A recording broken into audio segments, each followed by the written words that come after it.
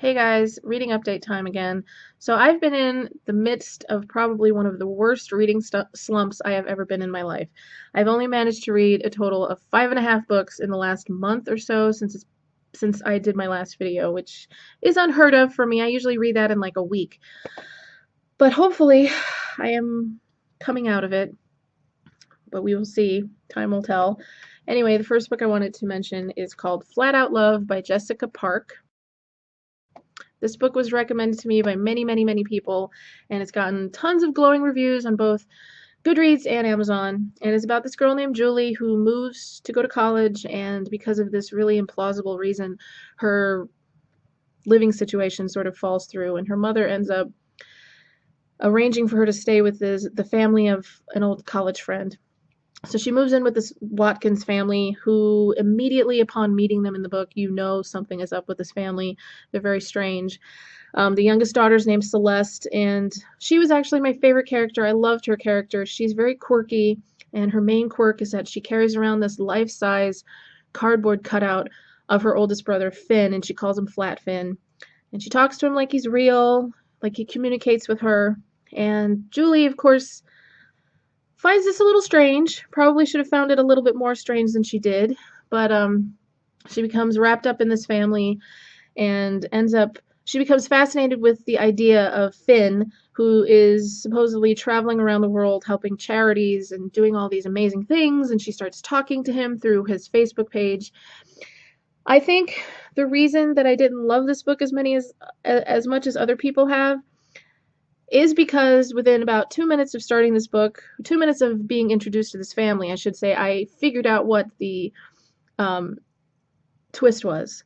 And the fact that it took Julie almost a year to figure it out on her own, really bothered me. It was one of those things where I just wanted to reach inside my Kindle and shake some sense into this girl because I couldn't believe it took her this long to figure out what was going on, especially with all the signs. So because of that, I didn't love it. It was good. It was enjoyable. I think I gave it a 3.5-star rating on Goodreads. So, next up is Fight With Me by Kristen Proby. This is the second book in the With Me in Seattle series. The first book, Come Away With Me, is one of my favorite books of all time. And her writing, let's keep it real, people. It's not going to win any kind of awards. It's very fluffy, sort of sappy romance. But she does fluffy, sappy romance very, very well. And if you're in the mood for angst-free book with, a really sweet couple that you want to see be together or end up together, then she's the perfect author to read because she just does the type of book she writes. She does it really better than almost anyone else. And the first book, like I said, is one of my favorite books. This is the second book. The main character of the first book is this girl named Natalie, and the second book is about her best friend Julianne, who starts a relationship with her boss, who is now a businessman but used to be a cage fighter, and he's covered in tattoos, and he's got long hair, and he's really hot, and yeah, it's a really great book. It wasn't quite as good as the first book, but it was still really great, and I gave it a 5-star rating. And I'm really excited because Friday the third book comes out, which is called Play It With Me. So yeah, anyway, so many great books are coming out in March. I can't believe it. Okay, so next up is the half book that I mentioned, and it's Thoughtless by S.C. Stevens. This book and Beautiful Disaster by Jamie McGuire are two books I just refuse to give up on, and if I was able to finish Beautiful Disaster, which I was, I can finish this damn book if it kills me. I'm about halfway through. Yeah. My problem is not the writing. It's not the majority of the characters. My problem is with the character of Kira. I created a shelf on Goodreads called Too Stupid to Live simply because of her, if that tells you anything. If you don't know what it's about Kira who moves to a new town with her hot and cuddly and perfect Australian boyfriend Denny, and they move in with one of his old friends named Kellen, who is studly and bad boy lead singer of a band called the D-Bags. And shortly after getting there, Denny has to move away to go to work, so she's left with Kellen, and Kira is just incapable of brushing her teeth on her own. She is incapable of doing anything by herself. She is just helpless. And Denny took care of her, And when he's gone, Kellen sort of fills that role, and she's just annoying as all hell, and I can't stand her. And I think both Denny and Kellen deserve something much better than her. But it turns into this very convoluted, angst-filled love triangle that was just driving me crazy. But at some point, I plan on finishing it. I hope. Like I said, if I finish Beautiful Disaster, I can pretty much finish anything.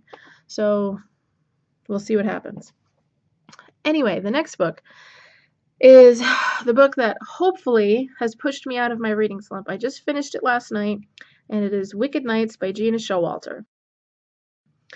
This is the first book in the spin-off series from The Lords of the Underworld, which is her main series. This woman's got she's written 40, 50 books, but that's her main series, The Lords of the Underworld. And this is a spin-off series of that. And I believe it's called the Angels of Night series. And it's about this group of angels who aren't really angels in the traditional sense, but they're on the verge of falling. And they are given the task to protect humans from demons. And the first book is about the leader of the army, who I believe his name was Zachariel? I don't know, because the female lead calls him Winged Wonder and Zachy. So anyway, he's never felt any kind of emotion because of something that happened with his brother when he was younger. And he, for whatever reason, decides to protect this human female, who is at the beginning of the book, a mental institution for killing her parents, who were actually killed by a demon, but of course nobody believes her. And I loved it. It was great. I haven't read a paranormal romance in a long time, or one that I actually enjoyed anyway. And the world building was great. The characters were great. And even though I haven't read very many books in the Lords of the Underworld series, I didn't feel like I missed anything. I wasn't confused, which was good. So that was great. And yeah, I finished it in 2 days, and I'm really, really hoping that the reading slump is on its way out. So we will see what happens. If you don't see another video from me for 2 months, you know I was wrong. Anyway, okay, so the last book I wanted to talk about, I saved it for the end for a reason. I pre-ordered this book. I have had it since the day it came out, and it took me over a year to get up enough courage to actually sit down and read it.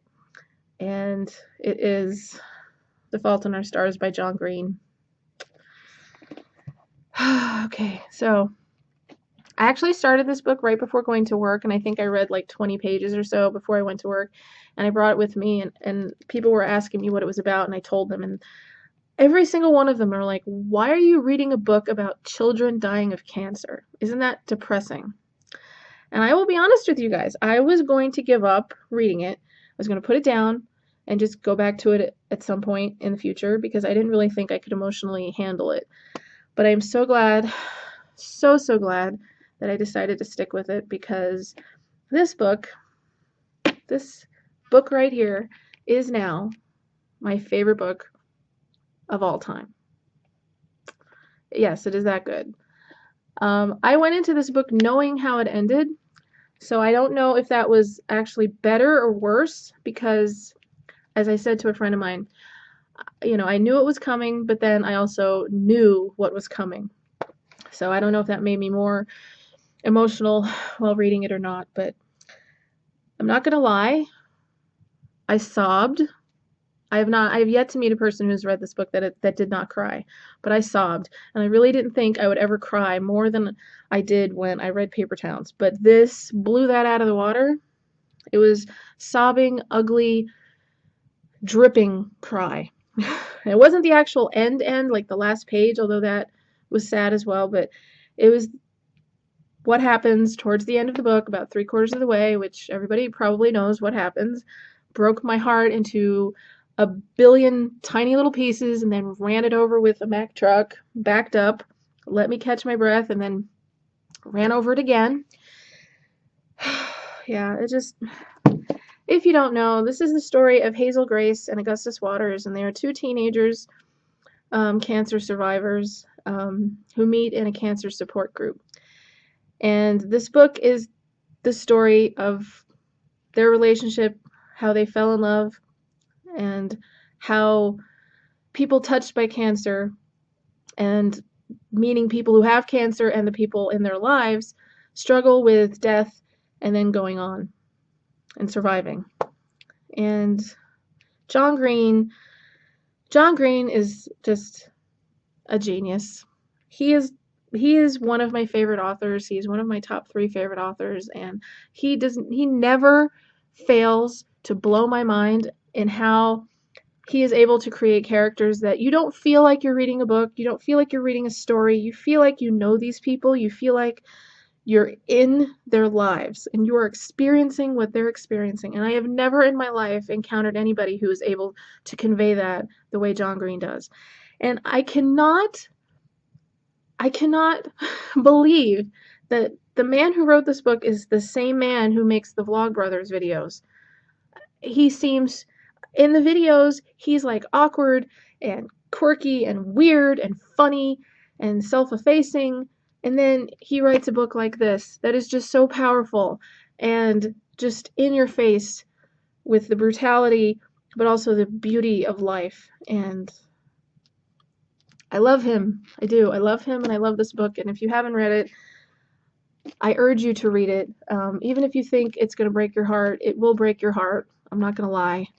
But you will feel like a better person after having read Hazel and Augustus's story. So yeah. So that's it, you guys. Yeah. Even though I only read 5.5 books, I still managed to babble for 11 minutes. I don't get it. I wanted this to be a short video, which is why I was trying to talk so fast, but whatever. Anyway, that's it. As always, if you have any questions or comments, leave me some love. I love getting comments.